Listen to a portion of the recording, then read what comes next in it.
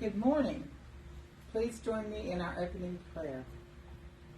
The energy of love is within us and is us. Whole and complete is the I am that we are. We awaken to the truth of our being. We will this be done within and without. May we come to recognize that we receive all that we give, and we know that we have forgiven ourselves when we forgive others of all grievances held within our minds. May we not be led into temptation by the voice of separation, but instead may we transcend all illusions, for ours is the power, peace, and love of Christ consciousness found within each of us, who is but the perfect extension of the one mind and heart that is shared by all, and is our birthright as the holy extensions of love itself. And please join me in our affirmation of faith. We believe in one God, the author and energy of all life, whose love sustains the universe and all things found within it. Our 5 principles are: there is only one energy in the universe, and that energy is love, at all times active in everyone, everywhere. We are the divine energy of love, and that energy is found throughout the universe and in all things, whether seen or unseen. 3, we create our experiences by what we choose to think, feel, and believe, thereby establishing our responsibility for our own choices. 4, through opening our heart center, we connect with the energy of love and bring out the Christ within us. And 5, we express our desire to be of service when we live and demonstrate Christ consciousness in all our affairs.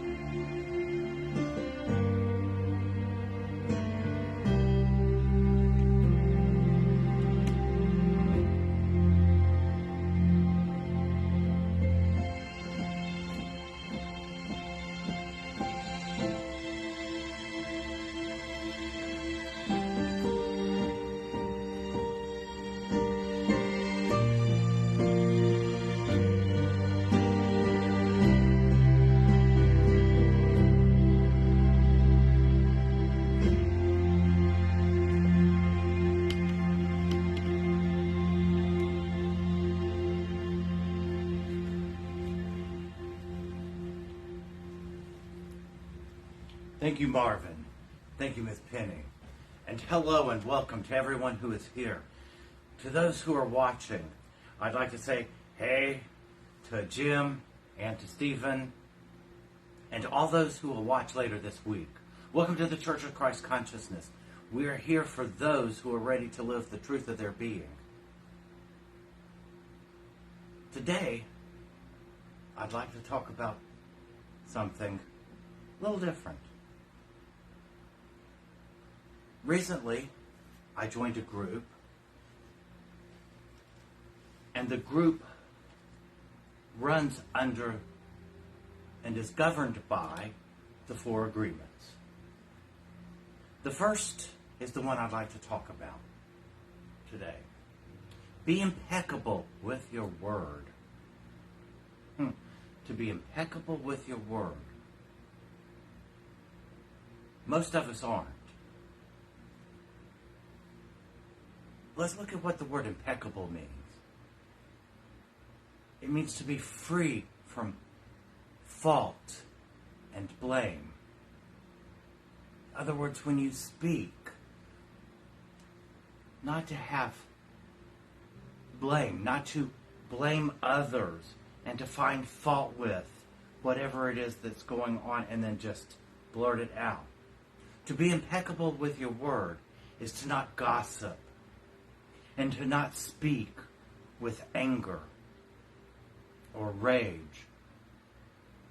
And it isn't to speak just idly. But why is that important? When I joined the group, I was like, why is this number one? Why is this the first in first agreement that you sign on to?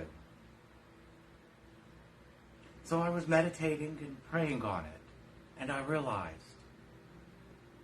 how powerful, again, our words are. We've all heard this before. You may have heard it a little different, but it goes like this. A thought or thoughts become words. Words with the thoughts become beliefs. Beliefs become our actions and deeds. And deeds create our habits. So if we're constantly speaking ill of others, then we will begin to speak more and more defaming others. So to speak impeccable with your words is to speak love, is to speak lovingly, to be kind and compassionate. Yet, when I really began to think about be impeccable with your word, I thought of Jesus. Jesus always spoke with authority.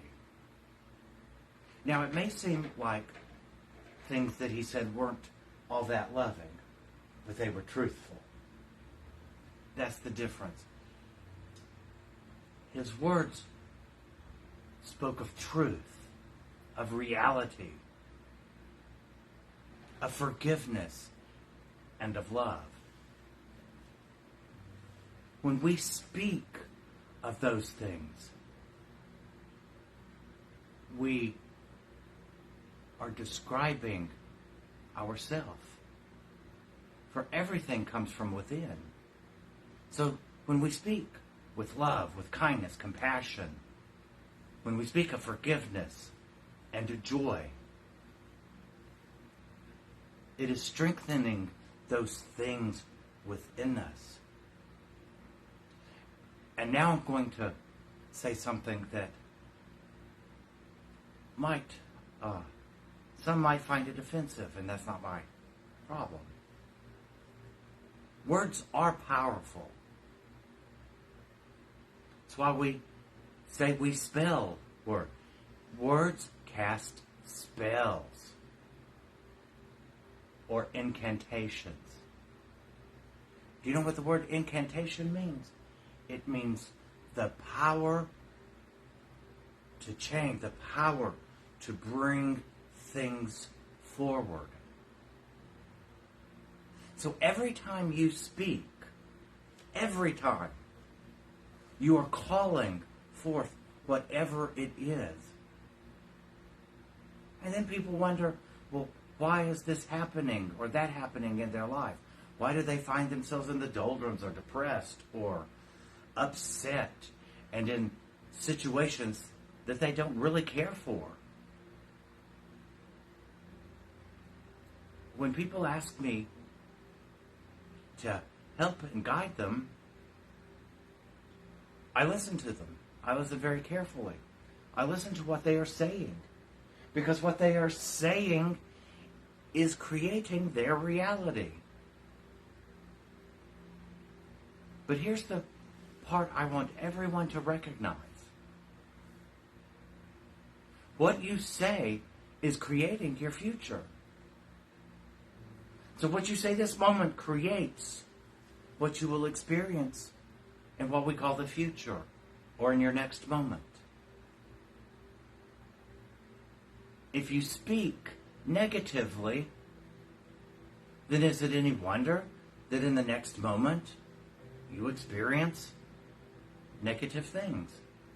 But if you speak of positivity, of love, of caring, then you are creating in your future that same thing. Our words really do let everyone know where we are.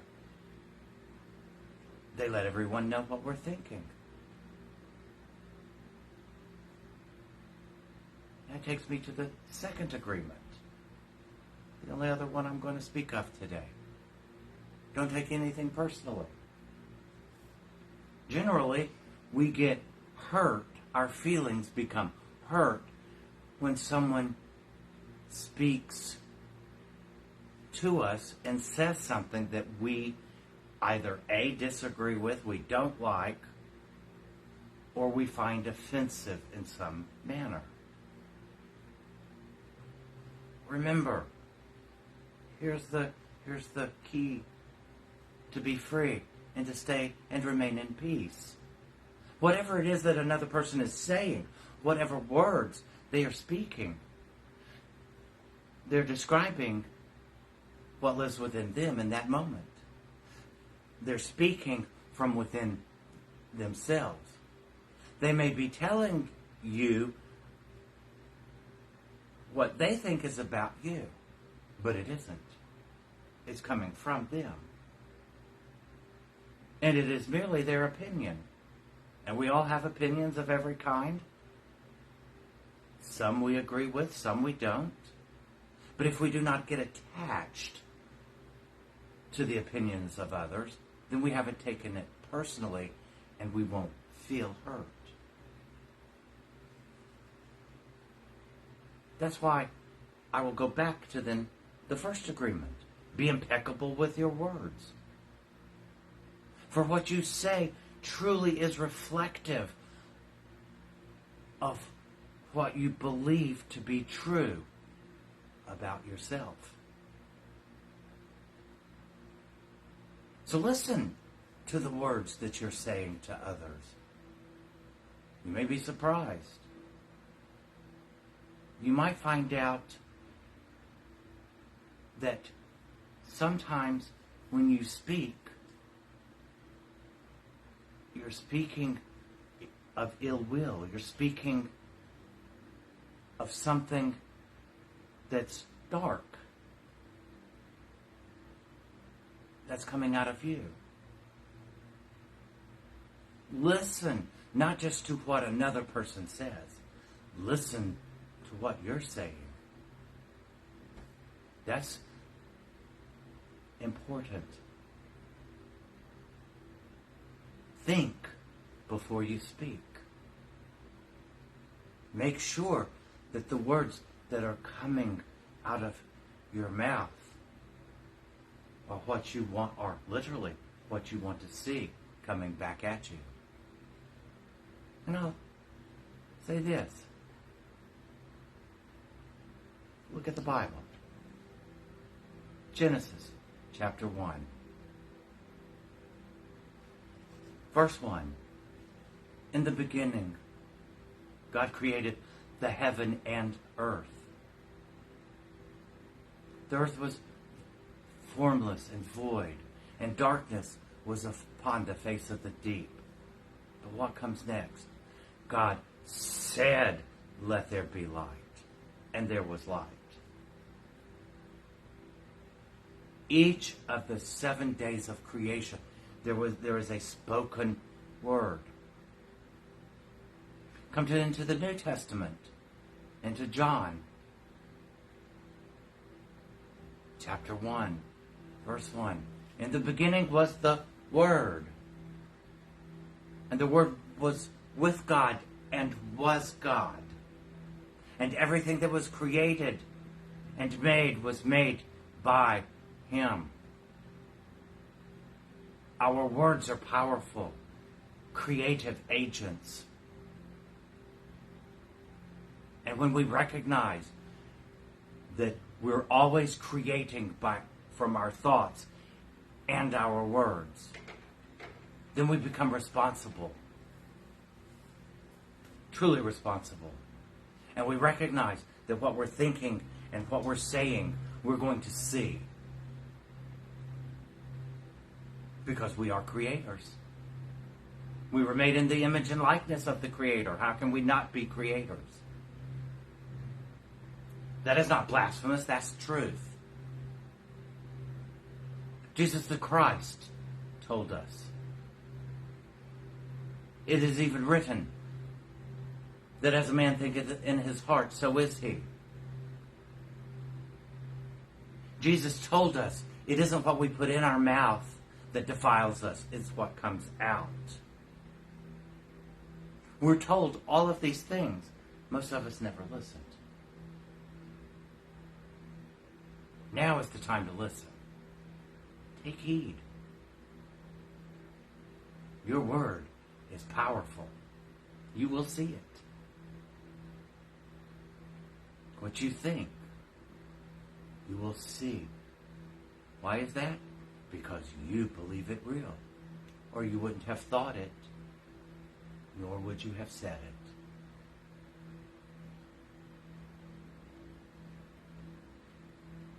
In creation, there is no oops. As such, because you are the creator of what you see and experience, your thoughts and words create what you see and experience. Again, because you believe it.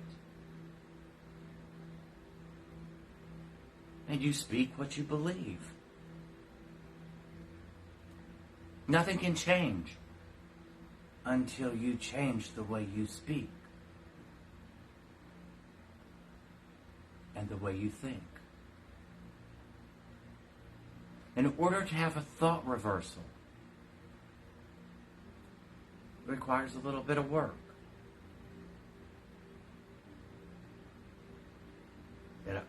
But the one thing that it requires more than anything else is a cognizant. It's watching your thoughts, observing every thought that you have. And then asking yourself, is this a thought that I will make manifest through my word? It's your choice. You're the one who chooses to speak when you do. Ask yourself, is this really what I choose to put out into the universe? Because it's going to come back. Again, we are responsible. The universe isn't doing it to us.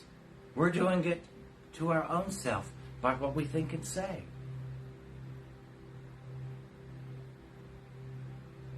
It's why in the 4 guides to happiness, the second is don't speak. Don't speak unless the words that come out help raise someone. They help raise the energy and the vibration of those around you. Because it will raise your energy and your vibration. It's up to you. We each have a choice. Every moment is a choice as to what we think and what we say. And when we recognize how powerful words are, how powerful thoughts are, then we will monitor them and choose only to express those that engender love, patience, kindness, and mercy, and that those that reflect God in heaven, just as Jesus did. So think about what you're thinking, about what you're about to say. If it doesn't need to be said, don't say it. If it does, go for it. It's your choice. But monitor what you're thinking and saying. It's the greatest gift you can give yourself this week. So thank you, and have a great week. And now Miss Penny will lead us in a meditation.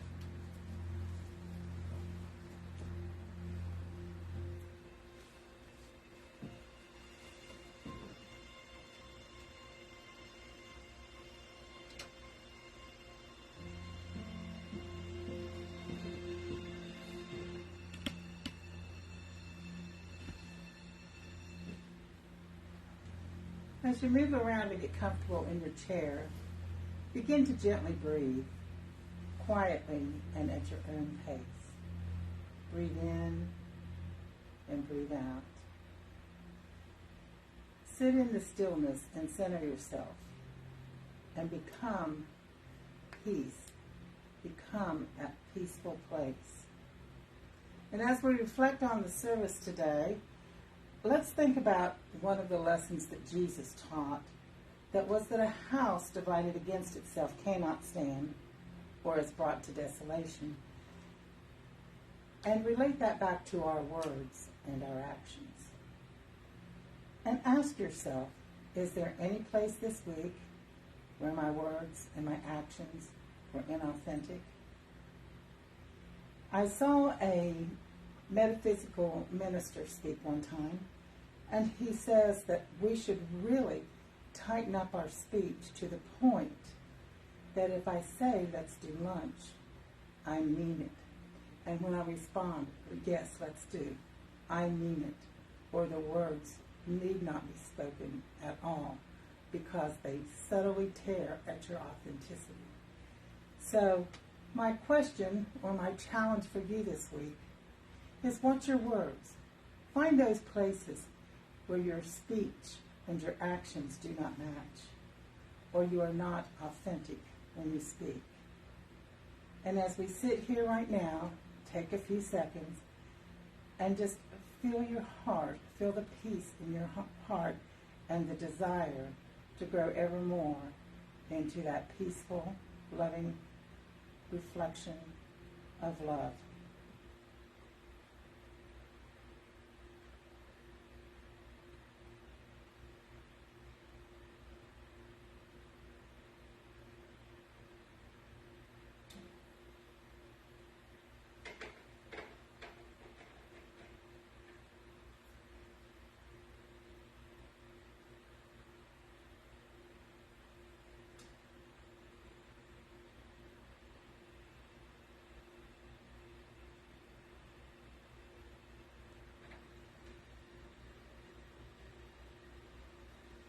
And as we move into the week, let's set our intentions to be the love, to be the ambassador of Christ.